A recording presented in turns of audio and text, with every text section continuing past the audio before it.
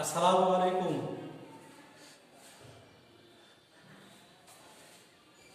আমি মোহাম্মদ আব্দুর রউফ, সহকারী প্রধান শিক্ষক, নারায়ণপুর দ্বিতীয় উচ্চ বিদ্যালয়, কানন, রাজশাহী। প্রিয় শিক্ষার্থী ভাই বোনেরা, তোমরা কেমন আছো? আশা করি আল্লাহর রহমতে ভালো আছো। তোমরা সবাই দূরত্ব বজায় রেখে আজকে যে অনলাইনে ক্লাসটা আমি নিব, সেই ক্লাসটা কি মনোযোগী সহকারী সন্ধ্যা। আচ্ছা বলো তো শিক্ষার্থী বন্ধুরা, বাংলা মাসে প্রথম মাসটির নাম কি? কে বলতে পারে? বলো। তুমি বলতে পারবে? আচ্ছা ঠিক আছে। বাংলা মাসের প্রথম মাসের নাম হলো পহেলা বৈশাখ। বাংলা আজকে পহেলা বৈশাখ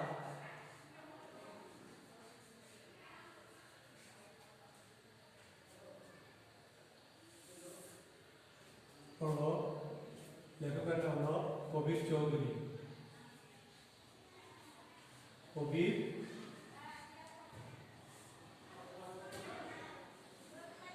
চৌধুরী।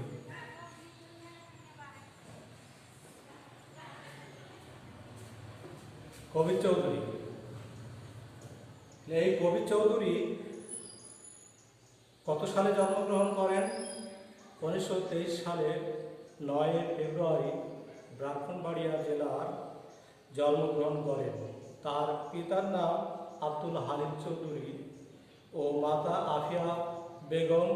কবির চৌধুরী 1938 সালে ঢাকা কলেজিয়েট স্কুল থেকে প্রবেশিকায় পাশ করেন এবং 1940 সালে ঢাকা ইন্টারমিডিয়েট কলেজ থেকে উচ্চ মাধ্যমিক পাশ করেন। তিনি 1943 সালে ঢাকা বিশ্ববিদ্যালয় থেকে ইংরেজি সাহিত্যে স্নাতক সম্মান এবং 1944 সালে স্নাতকোত্তর ডিগ্রি অর্জন করেন। এছাড়াও যুক্তরাষ্ট্রের ক্যালিফোর্নিয়া বিশ্ববিদ্যালয় ও মিনেসোটা বিশ্ববিদ্যালয় থেকে তিনি বিশ্ববিদ্যালয় থেকে অধ্যয়ন করেন ও চাকরি ও অধ্যাপনা কর্মজীবন শেষ হয়। বিশ্ববিদ্যালয়ে অধ্যাপক হিসেবে তিনি অবসর গ্রহণ করেন। তিনি জাতীয় অধ্যাপক হিসেবে ঘোষিত হন।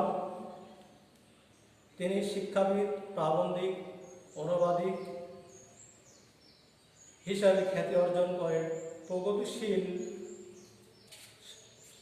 প্রগতিশীল সাংবাদিক একটি আধুনিক রাষ্ট্র ব্যবস্থা প্রতিষ্ঠার জন্য তিনি কি করে গেছেন? আজীবন সংগ্রাম করে গেছেন।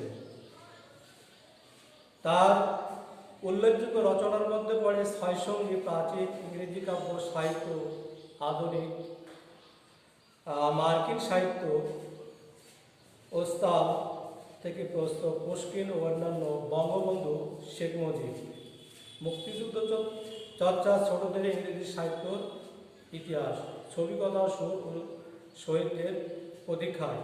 তিনি বাংলা একাডেমি পুরস্কারে 21 পদক সহ অসংখ্য পুরস্কার ও সম্মাননায় ভূষিত হন। কবির চৌধুরী 2011 সালে 13 ডিসেম্বর পরলোক গমন করেন।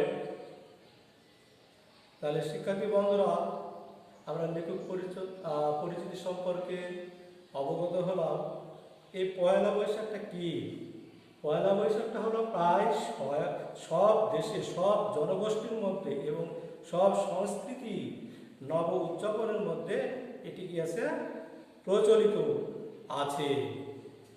তাহলে পয়লা বৈশাখ বা বাংলা নববর্ষ বাঙালি জাতির একটি কি অনন্য উৎসব, তার অন্যতম জাতীয় উৎসব। এর ঐতিহ্য ও সুপ্রাচীন গৌরব মণ্ডিত।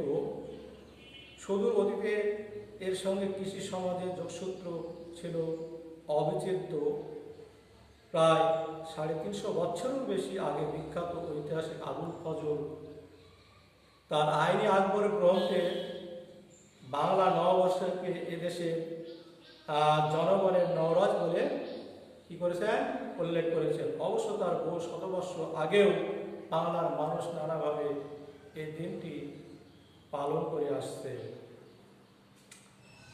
বিংশ শতাব্দীর প্রথমার্ধে বাংলা নববর্ষ উদযাপনকে অবলম্বন করে তার জাতীয়তাবাদ অনুষঙ্গের সঙ্গে যে সাম্রাজ্যবাদী চেতনা যুক্ত হয়েছিল, একটু লক্ষ্য করলে তা বোঝা যায়। 1947 সালের উপমহাদেশ বিভক্তির ফলে পাকিস্তান সৃষ্টির পর সেদিন পূর্ব পাকিস্তান বাংলা নববর্ষ উদযাপন নিয়ে তৎকালীন নয়া কৌতূহল ও লঙ্কারজনক। তখন এই অঞ্চলের শিক্ষিত মানুষ ধর্ম ও সম্প্রদায় নিরপেক্ষভাবে একটি প্রতিবাদী মানবভাব নিয়ে বড় উৎসাহে ঘরে বাংলা নববর্ষ উদযাপন করেছিল। এর মধ্য দিয়ে তারা তাদের বাঙালি জাতীয়তাবাদী চেতনাকে তুলে ধরেছে, তাদের স্বতন্ত্র সাংস্কৃতিক পরিচয় ঘোষণা করেছে, তাদের দীর্ঘদিনের ধর্ম নিরপেক্ষতা আদর্শের প্রতিফলনও ঘটেছে। আজ স্বাধীন বাংলাদেশেও এই দিনটি নানাভাবে নানা কর্মকাণ্ডের মধ্য দিয়ে উৎসবমুখর হয়ে ওঠে।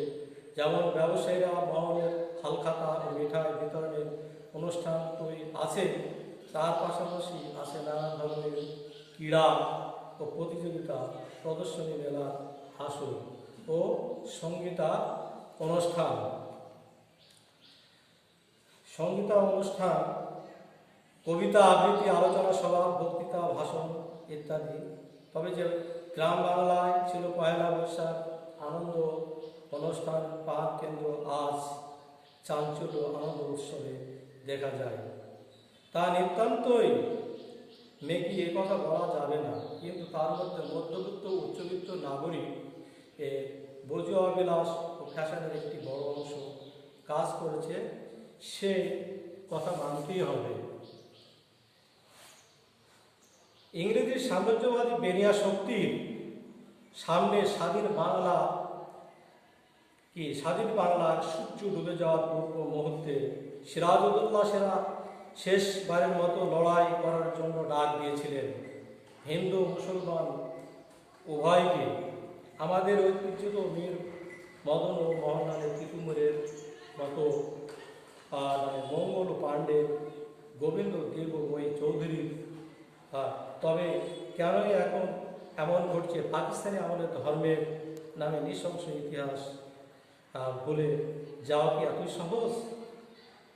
তাহলে বাঙালির শ্রেষ্ঠ উৎসব বাংলা নববর্ষ উদযাপন আমাদের ধর্মনিরপেক্ষ ও চেতনাকে আমাদের অপরিজেয় শক্তি মহিমার পূর্ণ ও কর্তৃত্ব। এ হোক আমাদের শুভকামনা। জয় পয়লা বৈশাখ। তাহলে নির্জীবতা, এই নির্জীবতার অর্থ হলো, দেখো, নির্জীবতা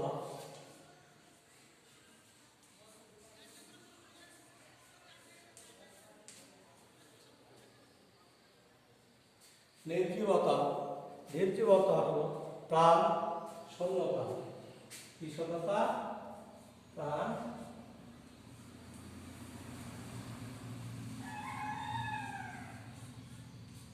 প্রাণ শূন্যতা।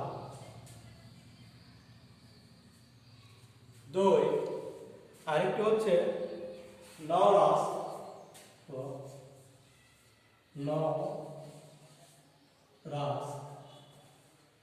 নওরাস অর্থাৎ এই নওরাস নতুন দিন। নওরাস নতুন দিন, ক্ষীণদৃষ্ট। আরেকটি দেখো, ক্ষীণদৃষ্ট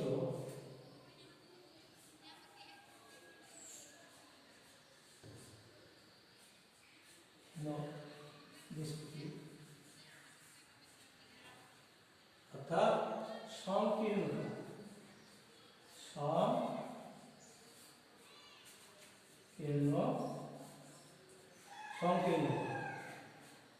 এ হচ্ছে শব্দার্থ।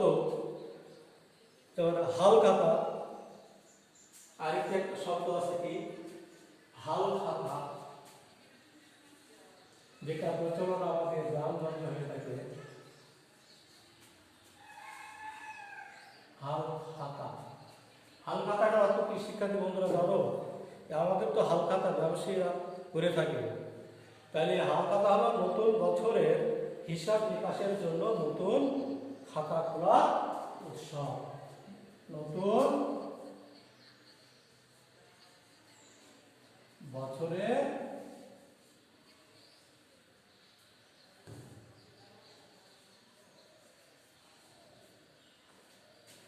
হিসাব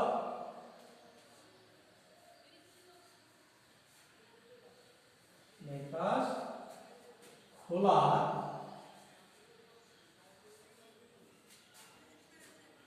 নতুন খাতা। নতুন খাতা। তাহলে এই কয়েকটি গুরুত্বপূর্ণ শব্দার্থ আমরা জানলাম। খাতা খোলার উৎসব, খাতা খোলার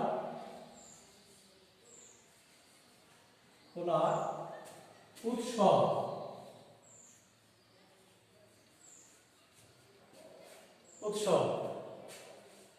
তো পাঠ পরিচিতি সম্পর্কে আমরা একটু জানি। পাঠ পরিচিতিটা হলো বাংলা একাডেমি প্রকাশিত 2008 সালে বাংলাদেশে উৎসব নববর্ষ নামক প্রবন্ধ গ্রন্থ হইতে কি হয়েছে, রচনাটি সংকলিত হয়েছে। গ্রন্থটি সম্পাদনা করেছেন কে?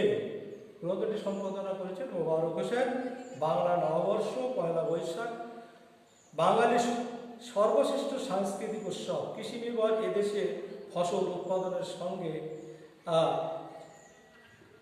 উৎপাদনের সঙ্গে সামঞ্জস্য রক্ষা করে প্রাচীনকাল থেকে বাংলা নববর্ষ উদযাপনের কি হচ্ছে ধারণা তৈরি হয়। এই উৎসব শুধু হিন্দু বা মুসলমানদের কিংবা বৌদ্ধ খ্রিস্টানের এই উৎসব সমগ্র বাঙালি।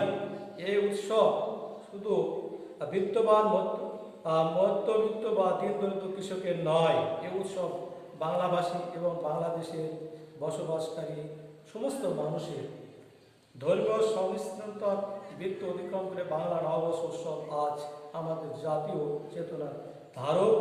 অভিমত ব্যক্ত করে লেখক প্রবন্ধটিতে পয়লা বৈশাখের জয়গান গেয়েছে। ঠিক আছে শিক্ষার্থীরা, তাহলে বাড়ির কাজ তোমাদের আগামীকালের জন্য থাকবে। বহু নির্বাচনী প্রশ্ন বৃষ্টি, বহু নির্বাচনী প্রশ্ন বৃষ্টি তোমরা বাসায় দেখে আসবে। তোমরা ভালো থাকো, সুস্থ থাকো, সুন্দর থাকো, এই আশাবাদ ব্যক্তি রেখে আমি আমার আজকের পাঠদান শেষ করলাম। খোদা হাফেজ।